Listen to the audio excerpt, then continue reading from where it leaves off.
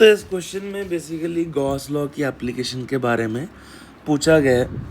जैसे बच्चों हम इलेक्ट्रिक फील्ड निकालते हैं गॉस लॉ लगा के इनफाइनाइट वायर में या शीट में, तो उसमें गॉस लॉ अपन कैसे लगाते हैं। हम एक हाईली सिमेट्रिकल गॉसियन सरफेस बना के लिख देते हैं कि भाई ई डॉट डी ए जो होता है उसका इंटेग्रल क्लोज्ड सरफेस पे जो फ्लक्स देगा वो Q enclosed upon epsilon not होगा।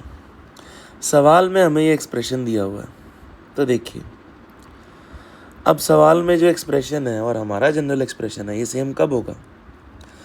हम किसी चीज़ को इंटीग्रेशन के बाहर तब ला सकते हैं जब वो कांस्टेंट हो। तो पूरे के पूरे सरफेस पे इलेक्ट्रिक फील्ड का जो मैग्नीट्यूड है वो क्या होना चाहिए, कांस्टेंट।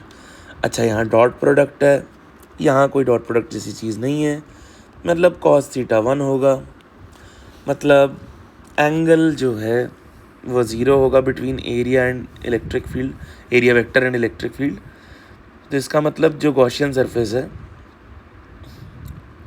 वो सरफेस इक्वी पोटेंशियल भी होना चाहिए, क्योंकि यदि इक्वी पोटेंशियल होगा तो ही theta between electric field and area vector जो है वो 0 डिग्री होगा, या फिर आप कहिए इलेक्ट्रिक फील्ड एरिया के या इक्वी पोटेंशियल सरफेस के ही परपेंडिकुलर होती है। तो उस केस में यहाँ डॉट प्रोडक्ट की वैल्यू 1 हो जाएगी।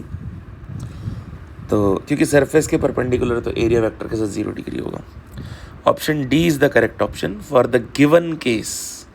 Gauss law is valid everywhere remember, but इस पर्टिकुलर केस के लिए ये कंडीशन होनी चाहिए। That's it.